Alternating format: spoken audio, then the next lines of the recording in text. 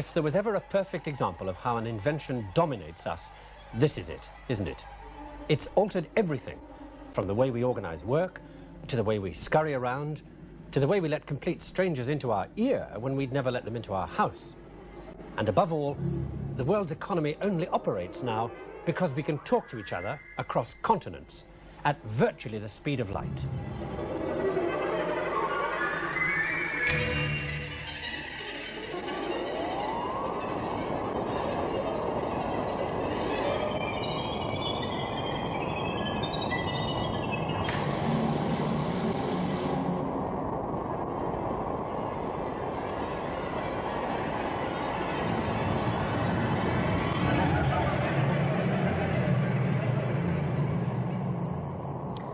Without long-distance communication, the modern world would not function as it does. That's obvious.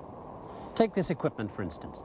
It's a receiving system in contact with a navigational satellite 600 miles up, circling the Earth north-south, so that as the Earth turns beneath it, the satellite covers the entire globe. Now, as it comes over, it broadcasts two things. It says where it is, and it sends out a continuous note at a very precise frequency. Now, if you compare that note to the sound, say, of the whistle of a train. As the train comes towards you and goes away, the note rises and then falls, like this. Now, the way the note rises or falls depends on where you hear it from. If you knew exactly where the train was, then what you were listening to would tell you where you were, because you'd only hear it that way in that place. And that's what this equipment does. There's the receiver locking into the signal from the satellite.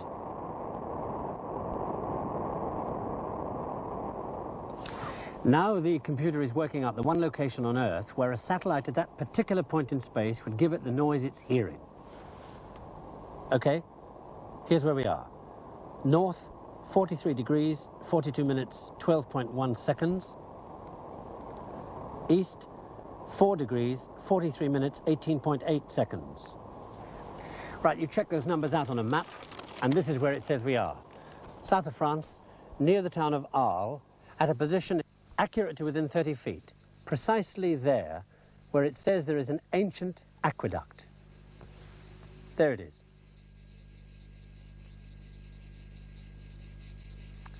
Telecommunications can pinpoint somebody, like that did. Or because he picks up a telephone, or because he's on a computer data bank. We organize ourselves better because of that. The question is, how well organized will we become? Too well? To a certain extent, the modern world would fall apart without that organizational ability. The new community of nations that has grown up from the bits and pieces of the old European empires, the French, the English, the Dutch, the Spanish, the Portuguese, is held together because we can organize. But what will that organizational network, that communications network, do to us next? Well, the answer to that question may lie in the past, because this kind of situation's happened before. The last time a world empire fell apart was about 1,500 years ago. Then the empire was Roman.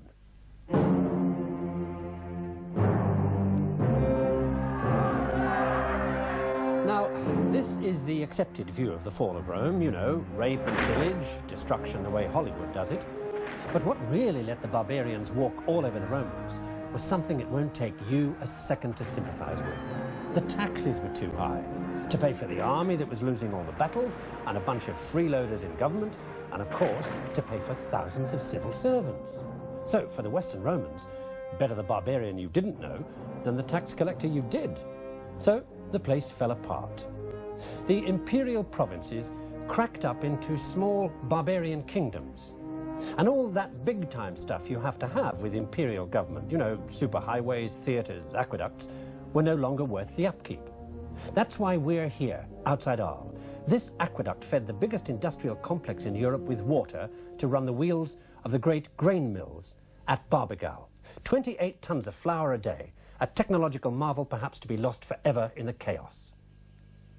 All through this period, the so-called Dark Ages, the one organization that still functioned internationally, still traveled the Roman roads when nobody else would, handling the king's local and foreign affairs because its members could still read and write, was the church.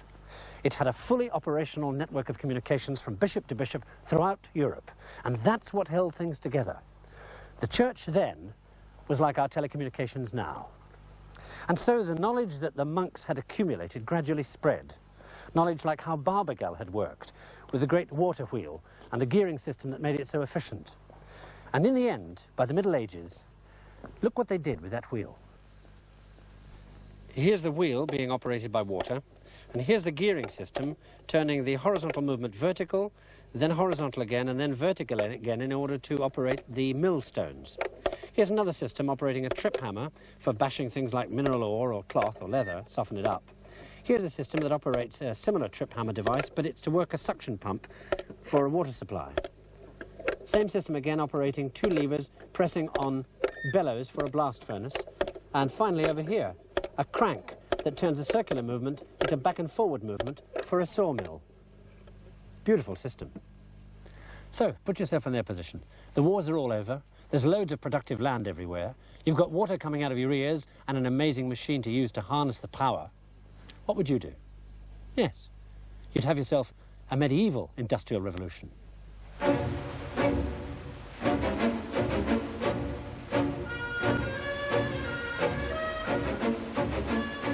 The great thing about these wheels was that they were easy to make and they'd work almost anywhere. You lived up a mountain, hollow a few trees out, and you had yourself a wooden aqueduct.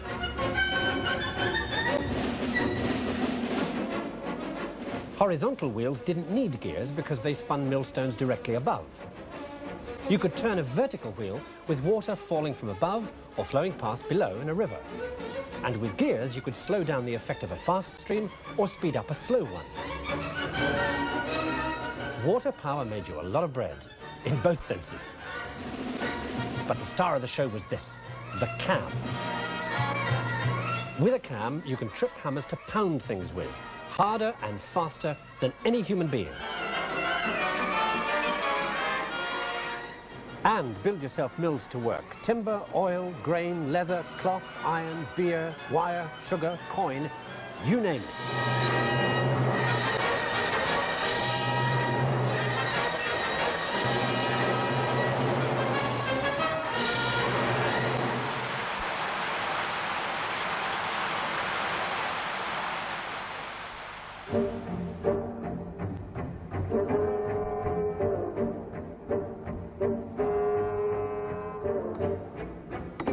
It took a lot of energetic monks to get it all together. Now, they were energetic because in 1098, a bunch of Benedictines, fed up with the luxury and the ritual, lit out for the wild country and the simple life. And St. Benedict's original idea that hard work was good for the soul. But it was the way these Cistercians organized themselves that turned them into a medieval multinational and gave Europe systems management. See, each monastery had to be self-sufficient in food, so they cut back on the praying and added 6 hours labor a day. They went into rearing animals, clearing and draining land. They went out looking for new plants they could grow, and they wrote each other reports on the latest developments. Like this one, growing vines on bad land, hillside terraces.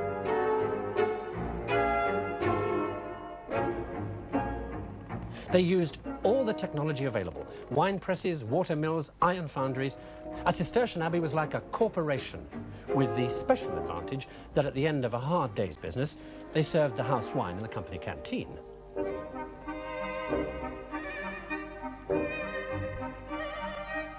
Mind you, the food wasn't that hot. No meat, they sold all that. Just vegetables, nettle soup, a few roots, bread, and silence while you listen to instructive selections from the Corporation Handbook on getting spiritual and managerial strategy right, otherwise known as the Rule of St. Benedict. Non veni facere voluntate meam, sed eius qui misit me. Well, with this kind of organization, how could you fail? Within a century, there were nearly 600 Cistercian monasteries.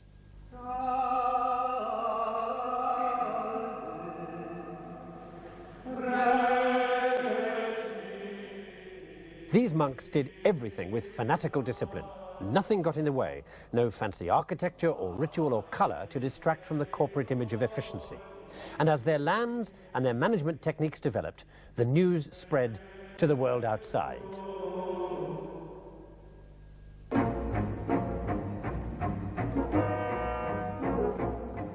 Maybe their single biggest success was their sheep rearing techniques, because by the 13th century they were producing the best wool in Europe. So, there were the Europeans of the 12th century, with all that amazing water power technology and the red-hot industrial management systems worked out by the Cistercians, almost waiting for something to happen, something that would generate enough money to trigger the economy off into high gear. And when that something happened, it was one of those examples of the way change can come about quite unexpectedly. Because the two inventions that were to trigger the great leap forward could never have been foreseen here in Europe, because they came from China. The Arabs brought them to us. And what a gift they were. The first one of those Chinese gifts was a new loom, and it immediately caused a problem.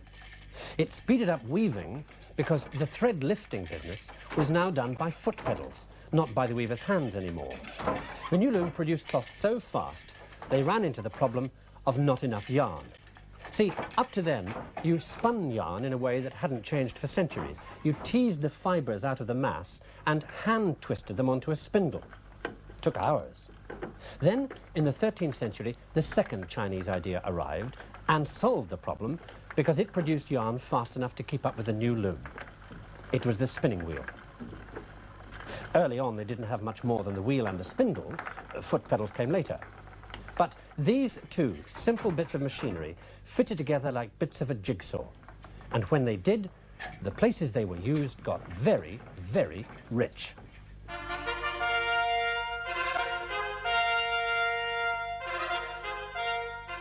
Places like Bruges.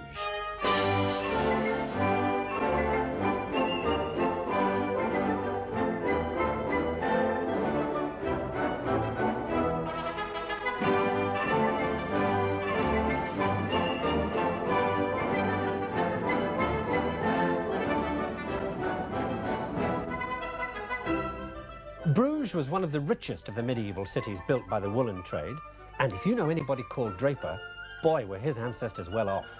The cloth merchants made so much loot, they didn't know what to do with it. They built roads, canals, guild halls, cathedrals. They even had their own laws. And in spite of all that, they still had enough money left for high-technology music.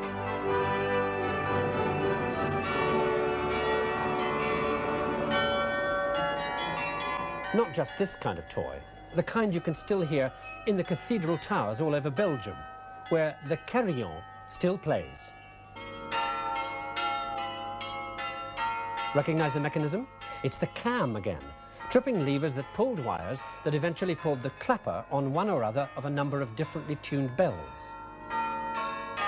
You set the cams in like pegs to trip certain levers and ring certain bells. Now, the reason all the good burghers had all these extra goodies was because they'd found a new market for their wool.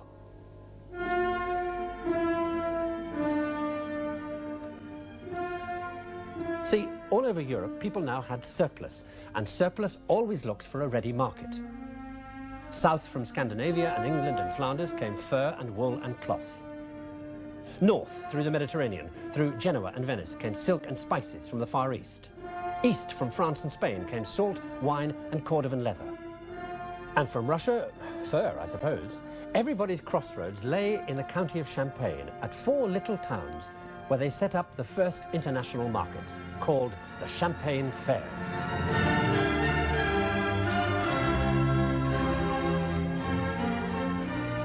The biggest fair was held at Troyes, in those days half the size of London. And merchants turned up because they got a special safe conduct from the king and armed guards along the road. Of course, the town made a bit out of it too. You had to pay a license to set up your stall, and there was a sales tax. Isn't there always? And you had to pay to come in and out of town. Not that any of this bothered the merchants. They just upped the price. Funny how some things don't change. Anyway, this international money-making went like a house on fire, especially among those able to turn up with the very, very rare stuff, like like silk, where you really made a packet.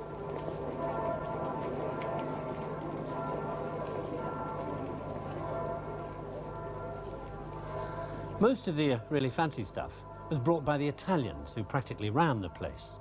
By 1275, there were no less than 15 Italian cities who had consulates here in Troyes.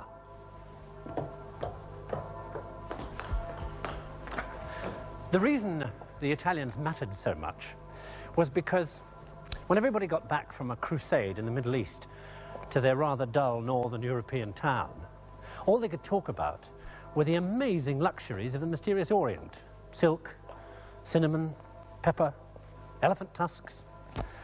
Things which the Italians were very well placed to provide at the fairs.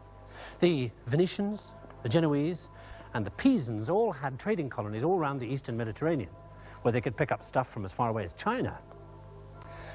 Well, there was so much money to be made here. And given the fact that the Genoese have always had a reputation for being where the profits are, it's not surprising that it was probably they who came up with a way to keep the financial ball rolling, so to speak, with this thing. It's an investment contract called a commenda. Now, this is a copy, but this particular one was written on the 14th of November, 1244, and it's a contract between a travelling merchant called John of the parish of St. Genesius and a draper called Otto, there's Otto, who is investing 81 Genoese pounds as a share in a load of purple cloth and gold silk that John the merchant is bringing up here to the Champagne fairs. The agreement goes on to say that John can use his discretion as to where and when he trades, on condition that when he gets back to Genoa, Otto gets detailed accounts and his share of the profits. This tatty bit of paper, which looks like an everyday affair thing you write in the back of an envelope practically, represents a really fundamental innovation, because it brought everybody, rich and poor, who had any spare cash in on the act. And that spread the risk. And that encouraged more merchants to go to more places. So the Champagne fairs and others, places like this, really boomed.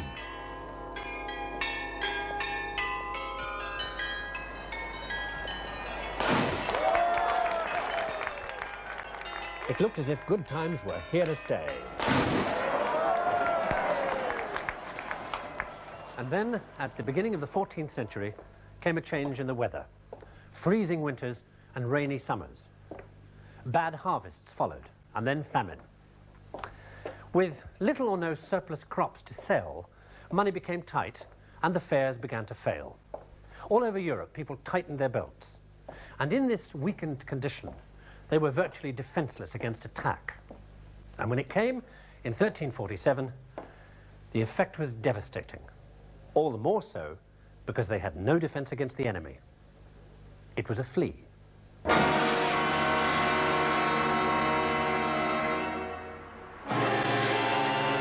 The flea carried the Black Death, and from when it arrived in Europe in 1347 on board ship from the Crimea to when it receded only 4 years later, it killed maybe 40 million people.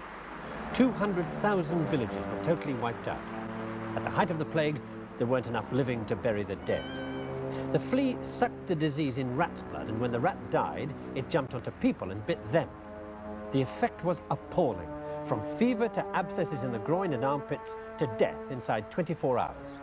Black pustules spread all over the body, which was why they called it the Black Death. The effects were particularly bad in the towns, packed with people busy making all that money. The plague ripped through them.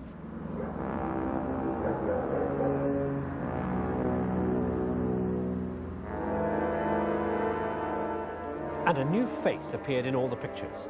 And for those with itchy feet, a new kind of dance you could unexpectedly find yourself swinging to. The dance of death.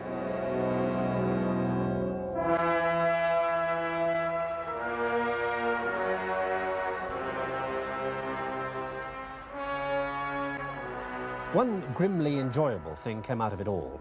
The people who died left their money to the people who lived. All they could hope for was that they'd survive to enjoy it. Well, no nightmare lasts forever. By 1351, the worst was over.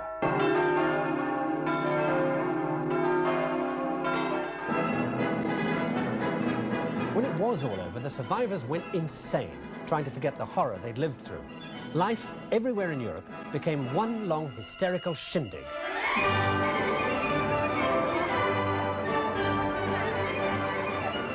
People spent the money the plague had given them on the wildest outfit they could buy. If you were rich, silk embroidered with gold wire was the thing. The middle classes went into expensive little numbers in wool and velvet. And the peasants? Well, thanks to that loom way back and the fact that flax is cheap to grow, linen was their thing. Well, it was everybody's thing, really, in hats and shirts and bed sheets. And especially if you take an indiscreet look up the nearest girl's skirt. That. Underwear. And just this once, that's the great historical trigger of change. What you're looking at now. Yes, frilly knickers.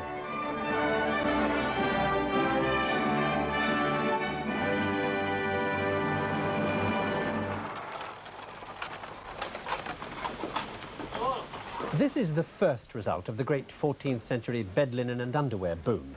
The guy who used to go around collecting bones for fertilizer now started collecting linen too. He became a rag and bone man. Why? Well, that's the second result of everybody wearing linen, because when they wore it out, they threw it away. So there was this great pile of linen rag. And guess who went bananas about that? Okay, let me give you a clue. The first thing that happens to the linen in this process is that they take it and rip it against a knife to make the rags even smaller. And what is shredded linen rag absolutely perfect for making? Yes, paper. So the paper makers got an unexpected linen rag bonanza, pounded by hammers, tripped again by the can.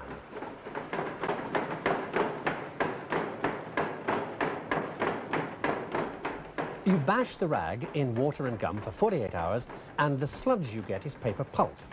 Slosh that onto a wire mesh frame, count 5, and you've got yourself a sheet of paper. Well, a sheet of very wet paper. So the next thing you do, no prizes, is dry it. Funny coincidence, the wire mesh frame. A lot of wire makers about, making all that gold embroidery people had started wearing. Anyway, the paper. You lay each sheet between layers of woolen cloth to soak up the moisture. Looks more like a sheet of porridge, doesn't it?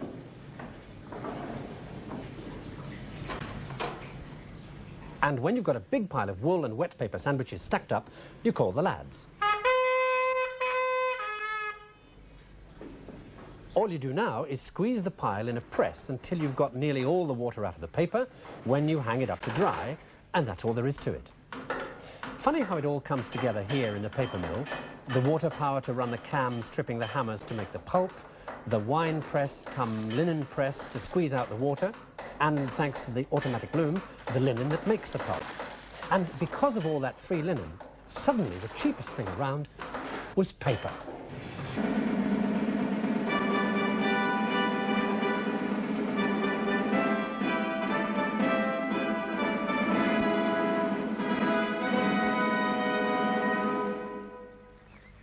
This is one of those moments in history when things come together like a jigsaw to produce something entirely new. Look at the bits we've got so far. Because of the linen, we have cheap paper.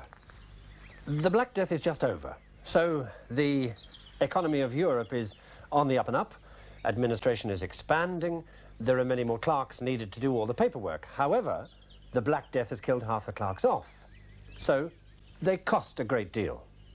So we have extremely cheap paper, and the cost of a man who writes on it has gone up astronomically. What do you need to solve that problem?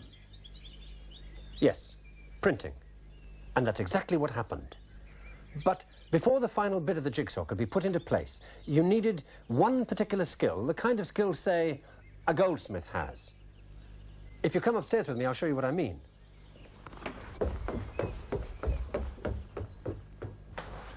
You see, printing had been around for centuries, in the case of the Chinese for 1,000 years, but it was printing with blocks like this.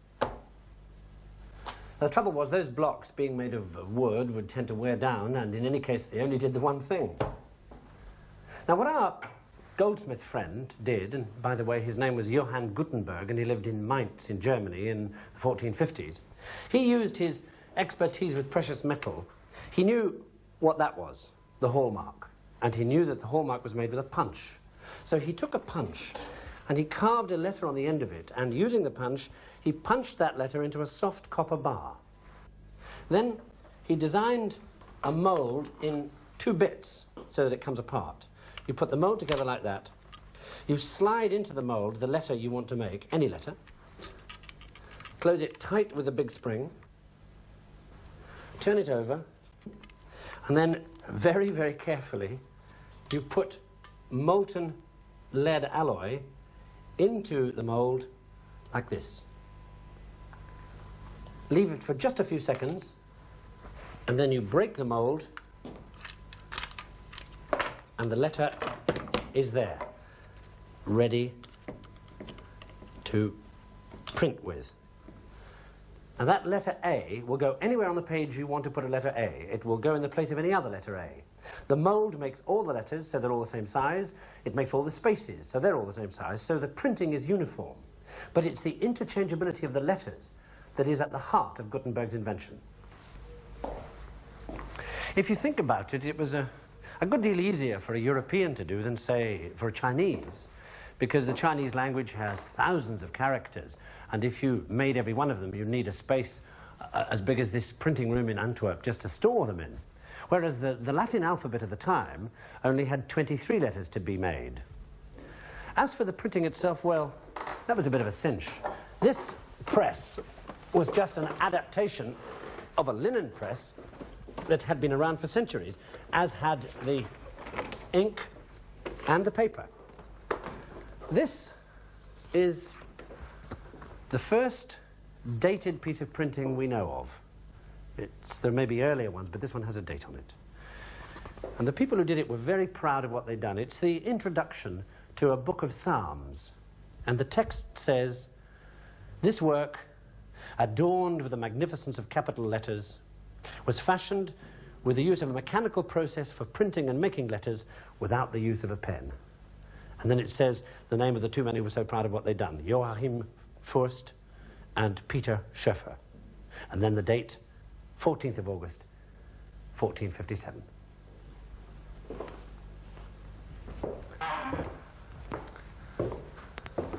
The coming of the book changed everything. Perhaps the most obvious change was the appearance of the bookshop, where you could come in and buy anything you wanted to read. Knowledge was no longer the private property of the priest or the prince or the scholar. If you could pay and you could read, it was all yours. The new books also standardized spelling.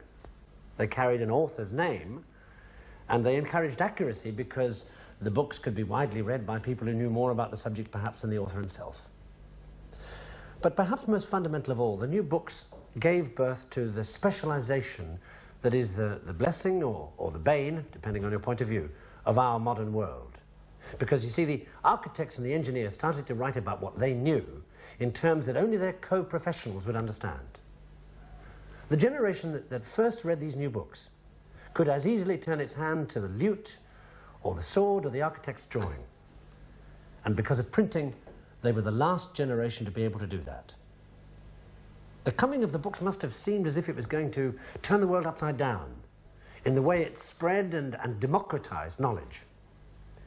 And one of the few men responsible for that spread was an Italian called Aldus Manutius. And he realized that what people needed and wanted was cheap, standard books that they could carry with them anywhere they went in their saddlebags. And so he produced the world's first pocket edition. And he did so in what by 1500 was the printing capital of Europe, Venice.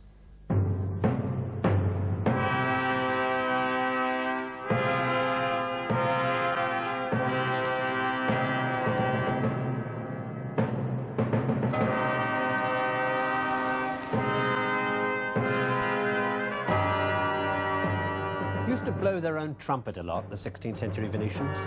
Well, you couldn't blame them. There were, after all, more millionaires per square inch here than anywhere else in Europe.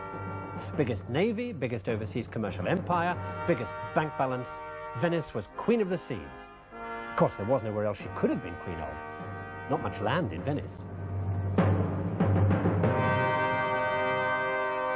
She was a city full of businessmen, and because of her connections with Constantinople, she was also full of Greeks. refugees from when the Turks invaded it in 1453. And it was the Greek connection that gave the printer Aldus Manutius his big chance.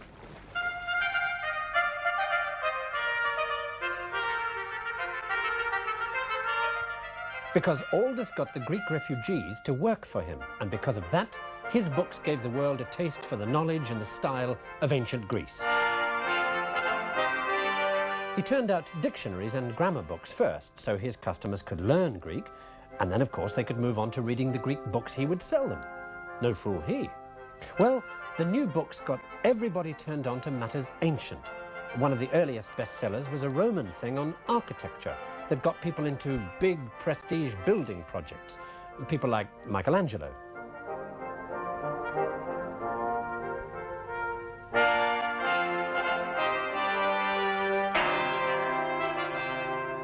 Thanks to Aldus and the Venetian printing presses, in 1500, only 50 years after Gutenberg, there were no less than 20 million books in existence. In 1515, Aldus died.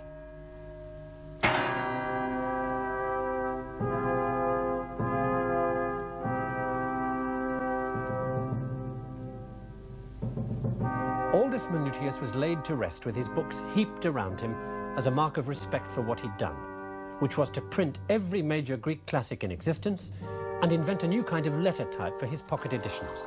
It was a kind of print that would pack a lot into a tight space. We call it italic. So now the world could start worrying about something it had never had to worry about before: the small print.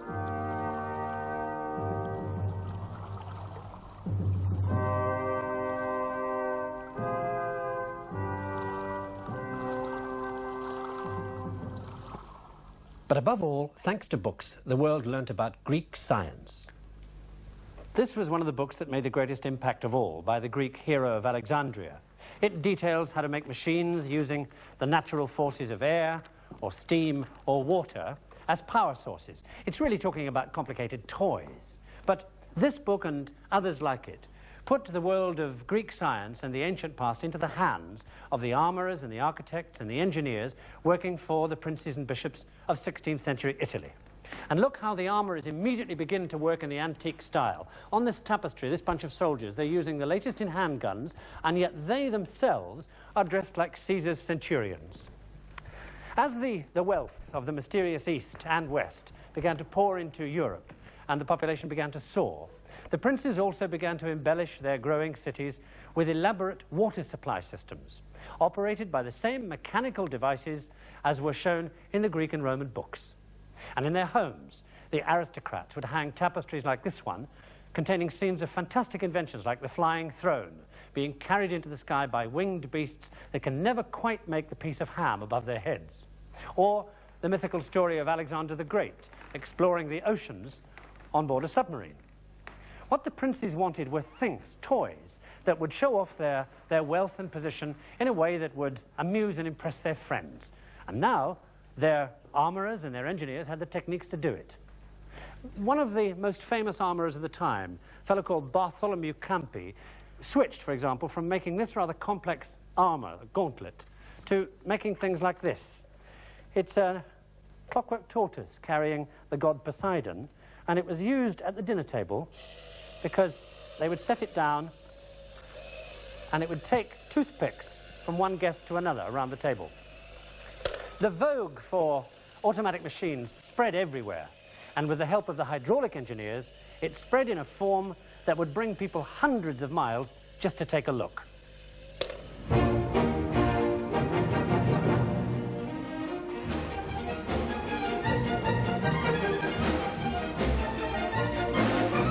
This is one of the best ones still working, the Castle of Hellbrunn outside Salzburg, built in 1615 so the Prince Archbishop and his guests could have a little water-powered fun and games.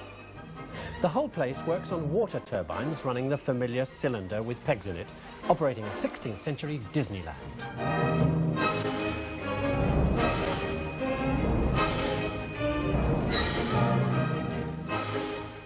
The name of the game was to get the most unexpected things to spurt water all over the suckers who come to dinner.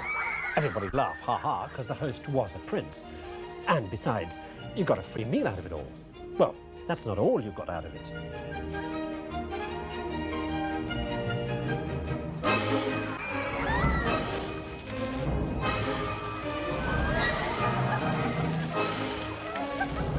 course, haha, you couldn't get up until the prince did, and of course, haha, he didn't need to. The craze for automatic machinery that spread through Europe came here too, of course. Here, the pegged cylinders run an entire village of mechanical puppets, working like the carillon in Belgium did on wires and levers. The whole thing's only 18 feet wide, and they packed 113 little people into that space. Over the top of all this water-powered wizardry, there was a mechanical organ to drown the machinery noise. And as you left, the prince would politely raise his hat.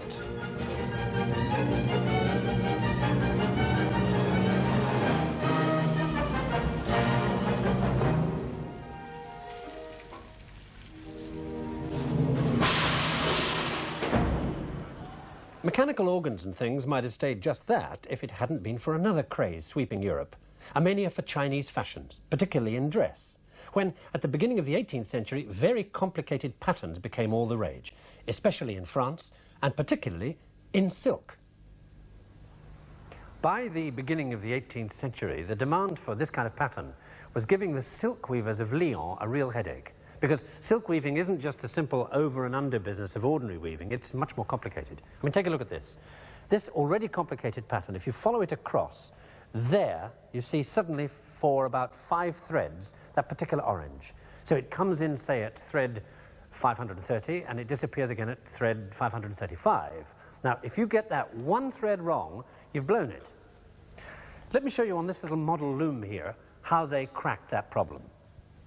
Every thread runs through a tiny ring on a cord, so that if you want to lift the thread, you pull the cord up, the thread lifts, and in this case, the crossing thread would go underneath and in the final pattern not be seen.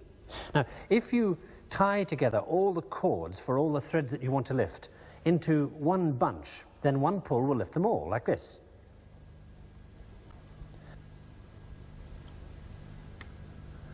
Now, in a complicated pattern, there would be a lot of those cords to pull, and the children whose job it was to do it would get tired and pull the wrong cords and maybe ruin a week's work. So in 1725, a Lyonnese weaver called Basile Bouchon solved the problem because his father was an organ builder. Because his father used these things for his automated organs. Remember the organs? Used the same cylinder with pegs in it to make music as they'd used in Belgium to work their bell-ringing carillon. And they'd originally got that idea from the cams set onto the shaft of the paper mill. Bouchon saw that the piece of paper that you give to the carpenter to tell him where to put these pegs on the cylinder was in fact a kind of control mechanism. So he put it on a loom. Look, each control cord comes over and down here, and whether or not it's moved depends on this horizontal needle here. Okay, now for the control mechanism part. What Basile Bouchon did was put a roll of perforated paper up against the needles, the cross needles, and where there was a hole, the needles stayed put because they came through the holes. And where there was not a hole, as in the case of these 4 needles here, the paper pushed the cross needles so that all 4 needles and all their threads operated simultaneously like this.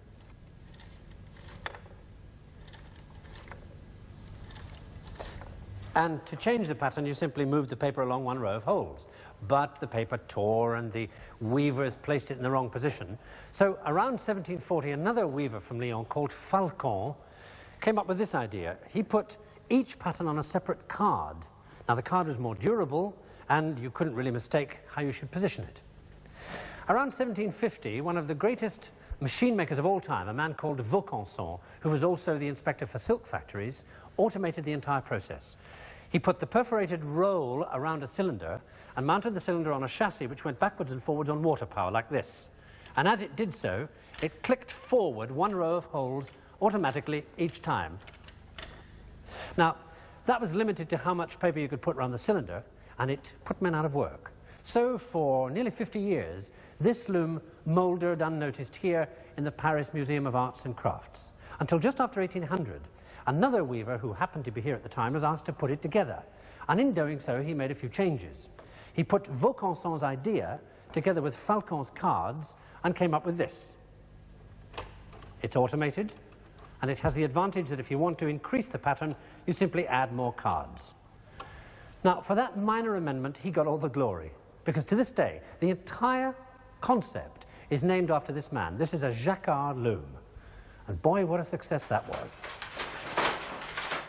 Well, not in France, because the revolutionaries decided they didn't like fancy aristocratic patterns. But in England, where the loom ended up making things like paisley shawls very popular. And where these cards got picked up for a very different reason. They got used to control automatic riveting machines that by the mid-19th century helped to build the great new iron ships that were to make the crossing of the Atlantic safer and faster, just in time to handle the biggest load of passengers that any shipping lines have ever carried, the poor, huddled masses of Europe. And though they didn't know it, these immigrants were to trigger off the development of one of the modern world's most extraordinary inventions. By the 1870s, the immigrants were stepping ashore on American soil at a rate of over 7,000 every day. The journey across the Atlantic had taken anything from 12 days to 3 weeks, and most of them traveled in conditions that varied from bad to appalling. Many of the bigger ships were designed with only one thing in mind, to carry as many immigrants as possible. And so they came, in filth and degradation, packed in like cattle, treated much the same. The vast majority came to New York, at first to the immigration depot at Castle Garden, and then later here, to the place that was to become a symbol both of everything that America offered and the terrible fear that at the very gates of freedom they would be turned away, here at Ellis Island.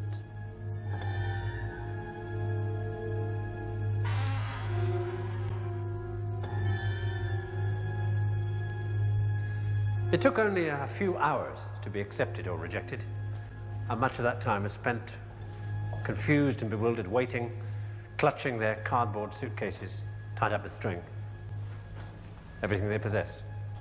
Some of them, those who could write, even left their names on the walls, as if to say, look, I made it.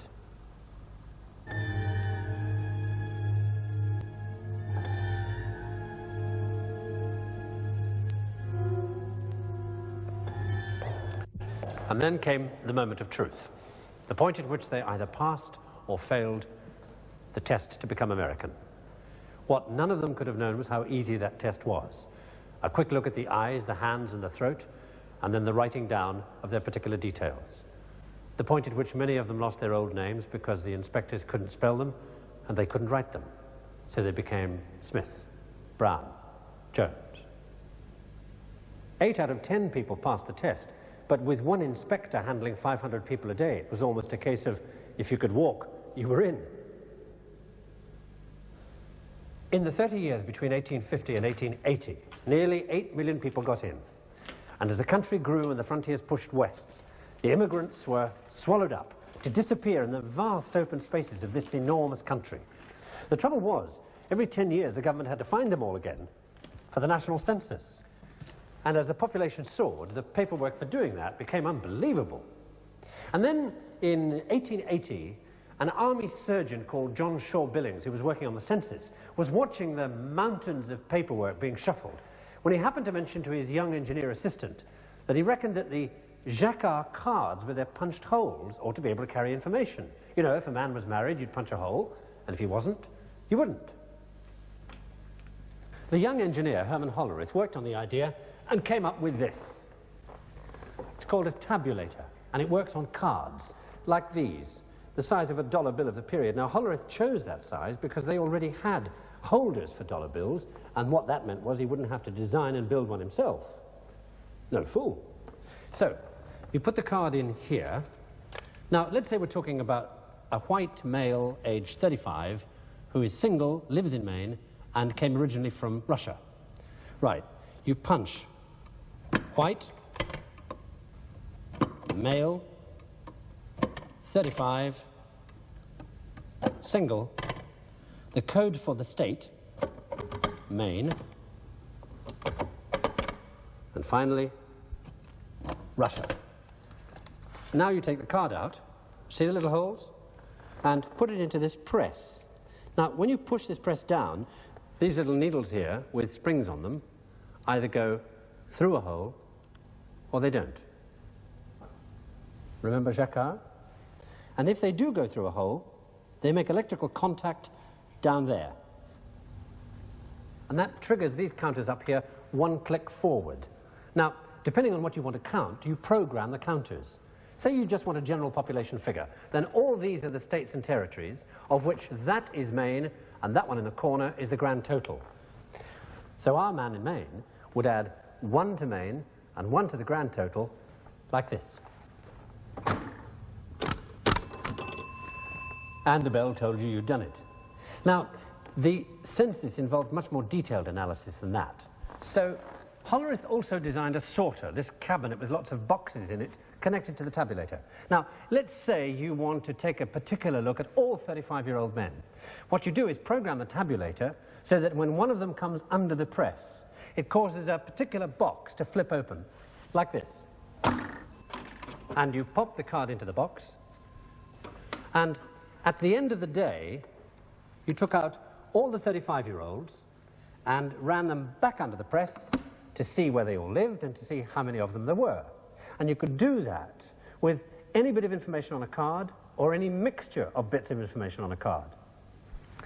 Well, the 1880 census had taken over 7 years to complete.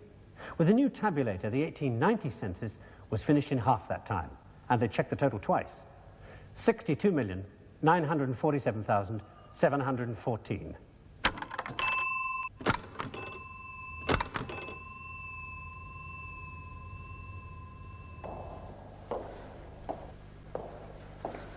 So, the trail has brought us from the water wheel to the loom, and the linen it produced that made paper so cheap it spurred the development of printing, of books that interested people in things like automated organs, whose pegged cylinders gave the French silk weavers the opportunity to run their looms with perforated cards that Hollerith used to count Americans who had once passed through this hall in Ellis Island. Gateway to the one country that more than any other would fall apart if it weren't for Hollerith's card, used to program the computers without whose help the entire massive structure of the modern world would fall down. Most of the ancestors of the computer brought people pleasure. What will it bring us?